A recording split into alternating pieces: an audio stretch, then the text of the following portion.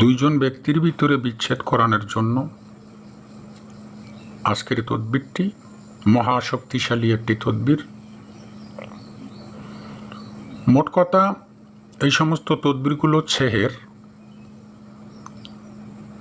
আপনারা চিন্তা ভাবনা করে কাজ করবেন। আপনারা অবশ্যই হারাম কোনো উদ্দেশ্যে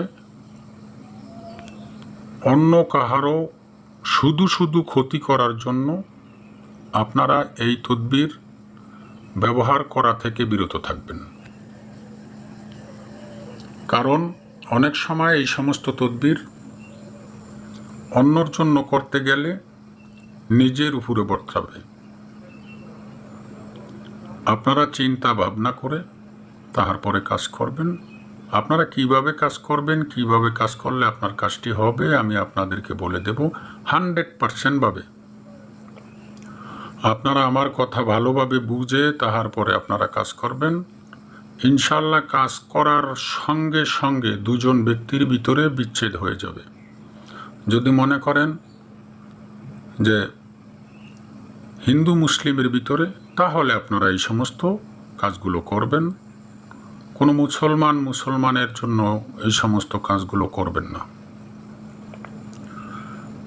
এই কাজ করার নিয়ম হলো, আপনারা মাসের ভিতরে 4 দিন অথবা 5 দিন এই কাজটি করতে পারবেন। যেমন প্রতি বুধবার ফজরের নামাজ বাদ সূর্য যখন উদিত হয়, ঠিক ওই সময় আপনারা একটি সীসার পাতের উপরে লোহা দ্বারা এই 3 লাইনের তাবিজ ঠিক যেইভাবে লেখা আছে আপনারা দেখে ঠিক সেইভাবে লোহা দ্বারা উঠিয়ে নেবেন। সীসার পাতের উপরে লোহা দ্বারা অঙ্কন করা যায় কাগজের মতো, কোনো সমস্যা হয় না। খুব ছোট করে তাবিজটি লিখবেন। লেখার পরে 45 বার দোয়ায়ে বারহাতিয়া পরে আপনারা এই তাবিজটির উপরে ফু দেবেন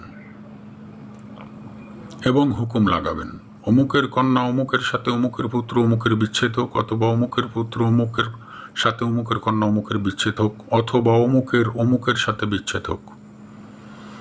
এইভাবে হুকুম লাগিয়ে তারপরে আপনারা এই সীসার পাটটিকে একটা ভান্ডের ভিতরে, একটা বাটির ভিতরে অথবা প্লাস্টিকের যে কোনো বাটির ভিতরে আপনারা প্রসাব করে ওই প্রসাবের ভিতরে এই সীসার পাত রেখে দিবেন